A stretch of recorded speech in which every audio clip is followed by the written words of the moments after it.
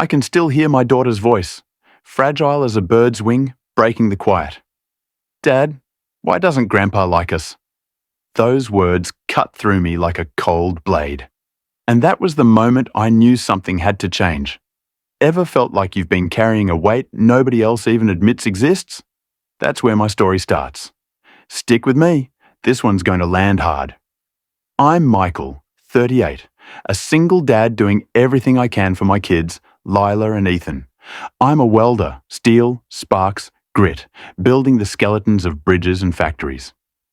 Not the future I imagined when I thought life would go according to plan. My marriage to Caroline ended the day she left for a slick tech guy with a podcast and a luxury EV. That divorce hollowed me out, but I rebuilt slowly, for the sake of my kids. Lila's 11, a budding artist who paints vibrant coral reefs and dreams of saving the oceans. Ethan's 9, a builder at heart who crafts model airplanes so detailed you'd think they could fly. We live in a small weathered bungalow. I'm fixing up one board at a time. It's humble, but it's home. Every summer, my parents, my sister Vanessa, and my brother Grant expect me at the family tradition, a barbecue at their lake house. They sell it as a warm reunion, but for me, it's a stage for sharp comments, side glances, and reminders that I'm the odd one out. This year, Lila and Ethan came with handmade gifts. Lila had painted an ocean scene for Grandma, waves crashing in deep blues and greens.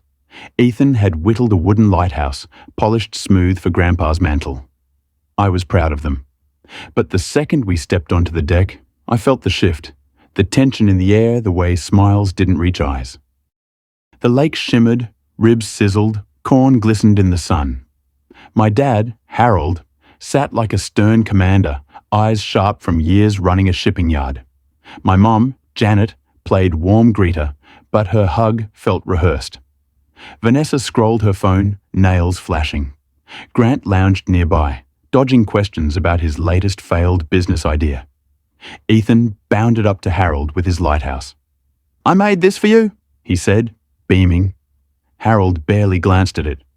"Cute try, kid," he muttered, then turned to me with eyes like steel. "Michael, you always stir things up when you're here. Maybe skip next year?" Time stopped. Lila froze, still clutching her painting. Ethan's lighthouse slipped from his hands and clattered on the deck. Vanessa smirked. Grant stared at the fire. My mom stayed silent. Then Ethan asked, softly, "Dad, why doesn't Grandpa like us?" That was it. Years of swallowing their insults snapped. I grabbed our jackets. "We're leaving," I said, voice steady. "Let's go somewhere we're wanted." We drove home in heavy silence. Ethan clutched his lighthouse like it might hold him together. Lila sat quietly, too old for her age in that moment.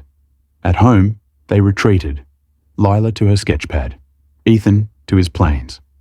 I sat on the porch, my phone hot in my hand, replaying Harold's words and Ethan's question. And then I remembered the family emergency fund I'd been building for years. I thought it was for crises, broken furnaces, medical bills, but I'd learned it was just their private ATM. I opened my banking app. In the past 10 days, over $1,000 had vanished. Sushi orders for Vanessa, repairs for Grant's wreck of a van, phone bills my parents could easily afford. Years of bailing them out while they disrespected me and ignored my kids. I locked the account. Within an hour, the calls and texts started. Not a word about Lila or Ethan. Just panic over blocked cards and missed payments. I ignored them. Took the kids for ice cream instead. Watched their laughter slowly return. The next morning, Vanessa called like nothing had happened. "My rent's due. The card's not working. Can you send $2,000? "What about yesterday?" I asked. "When Dad told me to stay away in front of my kids?" She sighed. "He was just cranky. Let it go. Now, about my rent." I hung up.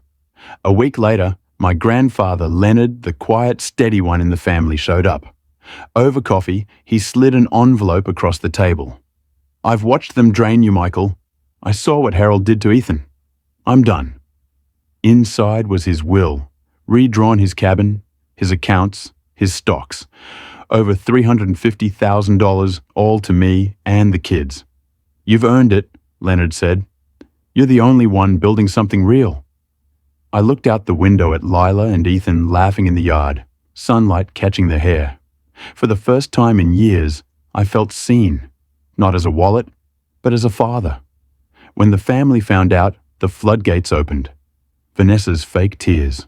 Grant's, let's talk. My mom suggesting family picnics to reconnect. I deleted every message. That $350,000 isn't just money. It's a future. It's Lila's art school, Ethan's aviation camp. It's road trips, mountain hikes, nights under the stars. I learned something that day. Family isn't blood. Family is who stands with you when it counts.